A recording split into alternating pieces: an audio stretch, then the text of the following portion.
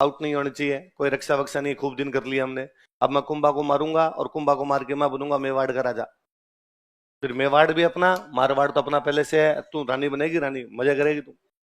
पर भारमली को ये बड़ा बुरा लगा। भारमली को लगा कि ठीक है मैं रणमल से प्यार करती हूँ, पर इसका मतलब ये थोड़ी है रणमल हमारे राजा को मार दे। वो मेवाड़ की थी, उसमें राष्ट्रभक्ति जागी, और वो दूसरे दिन हंसाबाई के पास गई। उसने हंसाबाई को जाकर कहा कि आप पता नहीं मेरी बात पर विश्वास करोगे कि नहीं करोगे, पर आपका भाई रणमल आपके पोते कुंभा को मारेगा। तो हंसाबाई ने कहा क्या बदतमीजी है, तू मेरे भाई पर ऐसे इल्जाम कैसे लगा सकती है, तेरे को क्या पता वो ऐसा करेगा। उसने कहा पता तो मेरे को ही होगा, और तो किसको होगा। हंसाबाई भी जानती थी कि अपना भाई कांड कर तो सकता है, पर वही बात है कि हंसाबाई यदि रणमल को बुला के कहे कि प्लीज मत मारना, तो रणमल परसों मारता कल मारे, है ना। वो गांव में कोई पागल आदमी था जी, और उसको बदमाशियां करता रहता था, बदमाशियां करने की आदत पड़ गई कि कोई बूढ़े आदमी जा रहे हैं तो उनकी लकड़ी खींच ली, छोटे बच्चे खेल रहे हैं तो पीट दिया उनको, महिलाएं पानी लेने के लिए जा रही है तो मटकियां गिरवा दी उनकी। एक दिन गांव वाले सब इकट्ठे और उन्होंने उस पागल आदमी को कहा कि बाकी सब ठीक है, तू कभी गांव की आग मत लगा देना। उसने कहा ये तो पता ही नहीं था मेरे को, ये ठीक याद दिलाया आपने, इस बार मैं यही करता हूँ। तो गांव में कहते हैं कि पागल आदमी कहते हैं कल हो, क्या कहते हैं कल, तो कि काला काला गांव मत बाढ़जे, कि पागल आदमी गांव को जला मत देना। उसने वापस कहा भलो चेतायो, ठीक याद दिलाया, अब की बार मैं ये करूंगा। तो हंसा भाई को लगा रणमल को कहने का तो कोई मतलब नहीं है। अब हंसा भाई को लगा अब रणमल से कौन बचाए भाई, अपने बाकी लोगों से बचने के लिए किसको बुलाया था, रणमल। अब रणमल से कौन बचाए। हंसा भाई को याद आया चुंडा, जो चुंडा कहाँ चला गया था। पर हंसा भाई ने कहीं से चुंडा की नई जियो सिम के नंबर कबाड़े, और चुंडा को मैसेज किया कि चुंडा जी अब ऐसी भी क्या दुश्मनी है, किसके घर में लड़ाइयां नहीं होती, बर्तन पास में पड़े रहते हैं तो खड़कते ही हैं। आप चले गए, लोग मेरे को क्या क्या ताने देते हैं कि सौतेली माँ थी इसलिए बेटे को घर से निकाल दिया, प्लीज वापस आ जाओ। चुंडा जी भी उधर नरेगा पे जॉब करके तंगी आ रखे थे। तो चुंडा जी ने कहा आना कब, आप तो ये बताओ कल ही आ जाओ। अगले दिन ही चुंडा जी सुबह वाली गाड़ी पकड़ के मेवाड़ पहुंचे। पूछा हंसाबाई से क्या क्या बातें हुई। हंसाबाई ने बताया कि भाई आप गए, आपके जाने के बाद हमने रणमल को बुलाया, रणमल को बुलाया तो रणमल ने चाचा मेरा को तो मार दिया, लेकिन रणमल ने राघवदेव को भी मार दिया, और अब रणमल किसको मारना चाहता है, कुंभा को। अब अपने को क्या करना है, तो कहा अब अपने को रणमल को मारना है। रणमल कुंभा को मारे, इससे पहले किसको मारा जाए, रणमल। पर रणमल को मारे कौन, डाकी आदमी था भयंकर वो, कोई 6.5 फीट की हाइट थी, कोई 1.5 क्विंटल वजन था उस आदमी के अंदर। 5-7 तो यूं सामने मिल जाए तो यूं झिंटे पकड़ पकड़ भिड़ा भिड़ा के मार दे। तो टापर देख ले रात को डर जाए, हाउ था हाउ एकदम, हाउ तो जानते हो। तो रणमल वैसा आदमी था।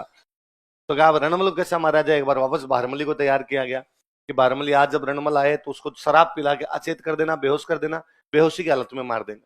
बारमली ने कहा कि देखो वैसे तो मैं रणमल से बेइंतहा मोहब्बत करती हूँ, पर तुम जब इतना कर रहे हो तो देश की खातिर दिल पे पत्थर रखकर ब्रेकअप कर लूंगी मैं।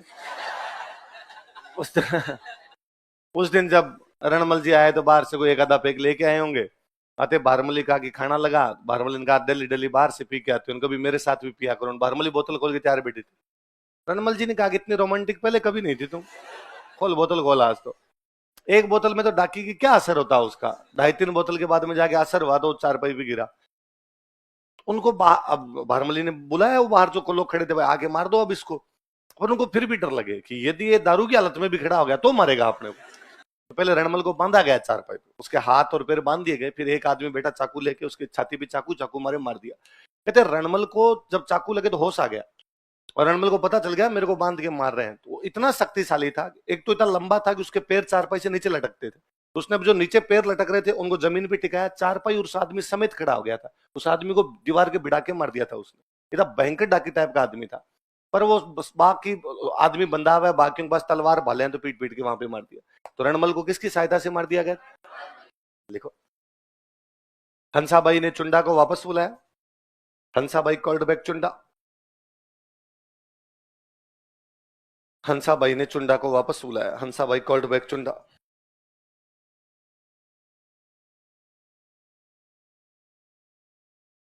हंसाबाई ने चुंडा को वापस बुलाया, Hansabai called back Chunda. Line change करके लिखो। भारमली की सहायता से विधेल्पो भारमली, भारमली की सहायता से विधेल्पो भारमली।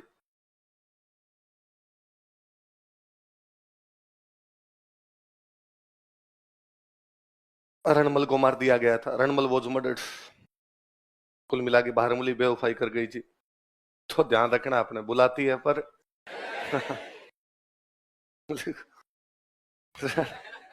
रणमल को मार दिया गया था, रणमल वॉज मर्डर्ड।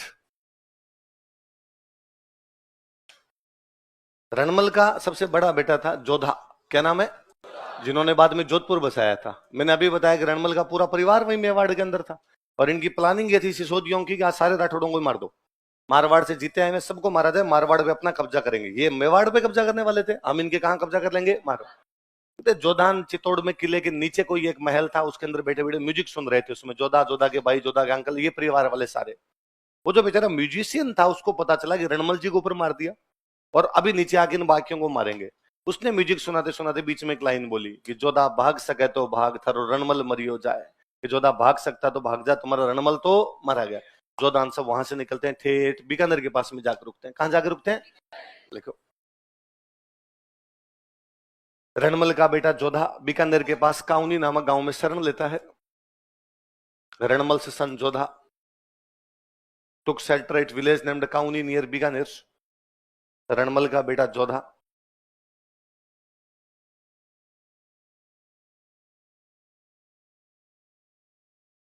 बीकानेर के पास काउनी नामक गांव में शरण लेता है। रणमल से son Jodha took shelter at village named Kauni near Bikaner. Ranmal का बेटा जोधा बीकानेर के पास काउनी नामक गांव में शरण लेता है। रणमल से son Jodha took shelter at village named Kauni near Bikaner. Bikaner के पास काउनी नामक गांव में शरण लेता है। उधर चुंडा ने थोड़ी देर तो पीछा किया, फिर उनको पता चला वो आगे निकल गए, तो उनका अपने तो मारवाड़ पे कब्जा कर लो। उस समय मारवाड़ की राजधानी हुआ करती मंडोर। राजधानी कौन सी थी, तो इन्होंने कहां पर कब्जा कर लिया, लिख लो, चुंडा ने मारवाड़ की राजधानी मंडोर पर अधिकार कर लिया था। Chunda captured Marwar's capital Mandore. चुंडा ने मारवाड़ की राजधानी मंडोर पर अधिकार कर लिया था। Chunda captured Marwar's capital Mandore.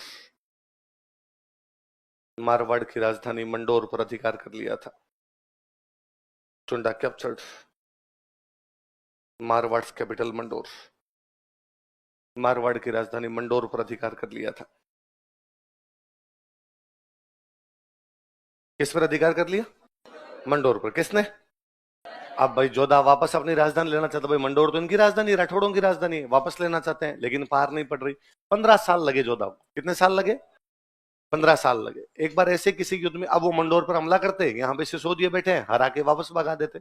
एक बार ऐसे किसी युद्ध के अंदर जोधा हार कर वापस जा रहा था, युद्ध में घायल हो गया था, भयंकर वाला खून टपक रहा था, लथपथ था एकदम, और प्यास लग गई। जोधा को लगा यार युद्ध में मरे ना मरे, घाव से मरे ना मरे, प्यास से पक्का मरेंगे। पर मारवाड़ का देश दूर दूर तक, ना बंदा ना बंदे दी जात, पानी पियो कहां पे आप। और जोधा को किसी एक दूर खेत के अंदर एक झोंपड़ी दिखाई दी, और जोधा को लगा यार जहां पे झोंपड़ी बनी है वहां मिनख भी रहता ही होगा कोई, और रहता तो पानी की व्यवस्था भी होगी। तो जोधा ने अपना घोड़ा उधर दौड़ाया, लेकिन वहां पहुंचते पहुंचते जोधा बेहोशी हो गया। घोड़ा ही जाके झोंपड़ी के आगे रुक गया। उस किसान जिसका खेत था, उसकी वाइफ घर पे थी, वो बाहर निकली, उसने देखा कि एक सैनिक वेशभूषा में व्यक्ति खून में लथपथ घोड़े पे बेहोश पड़ा है। वो समझ गई कि पानी के चक्कर में इधर आया होगा। उसने नीचे उतारा, उसको छाया के अंदर लेके गई, पानी के छिंटे मिंटे मारे, हवा डाली, थोड़ा होश आया, उसने पानी पिलाया। पानी पिलाया, थोड़ी एनर्जी महसूस हुई, तो जोधा ने कहा थैंक यू, मैं पानी पीने के लिए आ रहा था, पता नहीं कैसे बेहोश हो गया, आपने मेरी जान बचाई, धन्यवाद, अब मैं चलता हूँ। उस महिला ने कहा कि बैठ जाओ तुम थोड़ा देर और खाना खा के चले जाओ। गांव के अभी तक रिवाज है कि घर पे आया हुआ आदमी भूखा तो जाना नहीं। शहर वाले तो इस मामले में चालू हो गए, मतलब पूछ लेते हैं भाई खा के आए हो, जाके खाओगे, या तो खा के आए हो या हम नहीं जिमाएंगे भाई साहब, सीधी से। तो जोधा ने कहा, और अपने गांव में ये और है कि भाई कोई खाने का पूछे तो मना नहीं करना चाहिए। अन्न, अन्न को कभी भी मना, यदि आपको खाने का पूछा गया और आपने मना कर दिया तो पूरे दिन ही नहीं मिलेगा। अन्न का अपमान नहीं करना चाहिए। तो जोधा ने कहा ठीक है लियो। अब मारवाड़ में खाने के नाम पे खिचड़ा, खिचड़ा जानते हो, खिचड़ी नहीं, खिचड़ी तो कहते हैं बीमार, खिचड़ा अलग टाइप का होता है थोड़ा। तो खिचड़ा बनाया उसने खूब सारा, थाली में खिचड़ा डाल के दिया जोधा को, बीच में खूब सारा घी डाला। जोधा अब इतने सालों से बाहर भटक रहा था, घी कहाँ मिल रहा था, घी दिखा तो जोधा ने बीच में घी में हाथ मारा। जोधा लगा आज ठीक मिला, तो हाथ जल गए। तो पास में वो महिला बैठी थी, उसने कहा तुम जोधा की तरह मूर्ख है, और जोधा के कान खड़े हुए। जोधा ने कहा माई तेरे को क्या पता जोधा मूर्ख है। उसने कहा मूर्ख ही है, आता है और बीच में मंडोर पर हमला करता है और हार के वापस चला जाता है। तो जोधा को क्या करना चाहिए, साइड साइड से गांव जीतने चाहिए, 2 गांव जीते, 4 गांव जीते, 5 गांव जीते, फिर मंडोर आएगा। बीच में हमला करोगे तो बीच में सिसोदिये सबसे दिख बैठे हैं, वहां तो हरा के भगाएंगे आपको। फिर कहा तू क्यों पूछ रहा है, तू तो खिचड़ा खाना भी नहीं जानता, साइड साइड से खा तब बीच में घी आएगा। जोधा ने वहां से दो शिक्षाएं ग्रहण की, खिचड़ा कैसे खाना है और मंडोर कैसे जीतना है। जो खिचड़ा खाना भी तो नहीं आ रहा था ना। फिर जोधा इस बार साइड साइड से गांव जीतने शुरू करता है, फिर वो मंडोर जीत लेता है। क्या जीत लेता है? जब मंडोर जीत लिया तो उधर कुंभा को पता चला कि मंडोर पर वापस राठौड़ों ने क्या कर लिया, कब्जा। तो कुंभा ने अपनी सेना तैयार की। तो जोधा फिर यहां से मैसेज करता है कुंभा के पास कि भाई अब खूब हो गई लड़ाई, अब यदि आप लड़ाई करोगे तो भी हम पार पड़ने नहीं देंगे, हम संधि करना चाहते हैं, आप संधि कर लो। फिर कुंभा और जोधा के बीच में संधि होती है, आंवड़ बांवड़ की संधि। कौन सी होती है? लिखो, मैं समझाता हूं क्या था।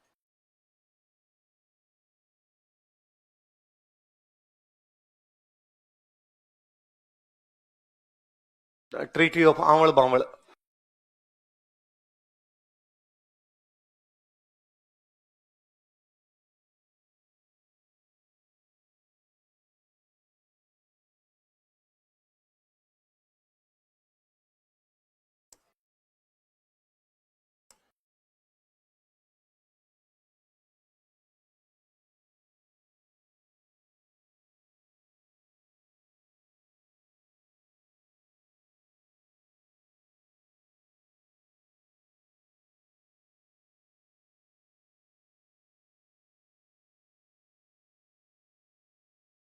किस किसके बीच में आंवड़ बांवड़ की संधि?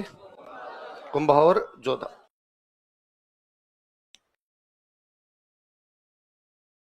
जब सुनना देखो, अब था क्या, कुंभा कहां का राजा था? मेवाड़। और कुंभा ने कब्जा कहां कर रखा है? मारवाड़। भाई मारवाड़ पे भी कब्जा कर रखा है। अब बंटवारा करना है इसका, तो बंटवारा कैसे किया जाए? तो उन्होंने कहा कि भाई जहां तक हरी भरी घास उगती है, एक हरी भरी झाड़ी है, उसका नाम है आंवड़। क्या नाम होता है? मेवाड़ में एक हरी झाड़ी, झाड़ी समझते हो, एक झाड़ी नुमा पौधा होता है, उसका नाम क्या है? आंवड़। बस जहां तक आंवड़ होती है उसको तो मान लिया जाए मेवाड़। क्या मान लिया जाए? और जहां से बावड़िए शुरू हो जाते हैं, एक पौधा, सॉरी, एक पेड़ होता है बबूल। बबूल समझते हो?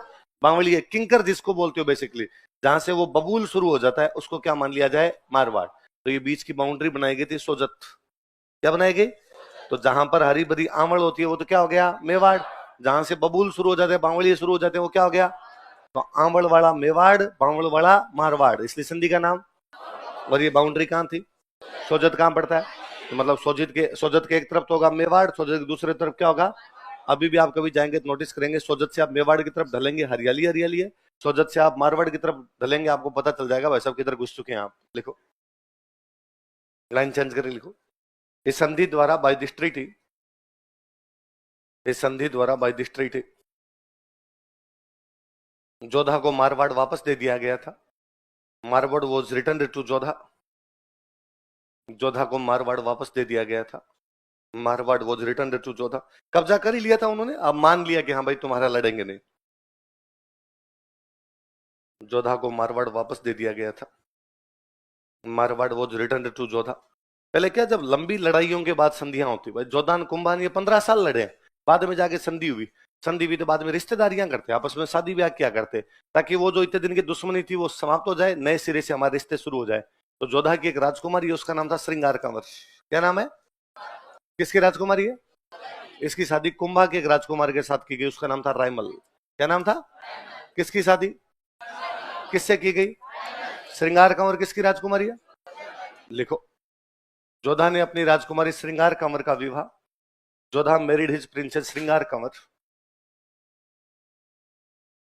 जोधा ने अपनी राजकुमारी श्रृंगार कंवर का विवाह, जोधा मैरिड हिज प्रिंसेस श्रृंगार कंवर, अपनी राजकुमारी श्रृंगार कंवर का विवाह कुंभा के राजकुमार रायमल से किया था। मैरिड हिज प्रिंसेस श्रृंगार कंवर टू कुंभाज प्रिंस रायमल। कुंभा के राजकुमार रायमल से किया था। मैरिड हिज प्रिंसेस श्रृंगार कंवर टू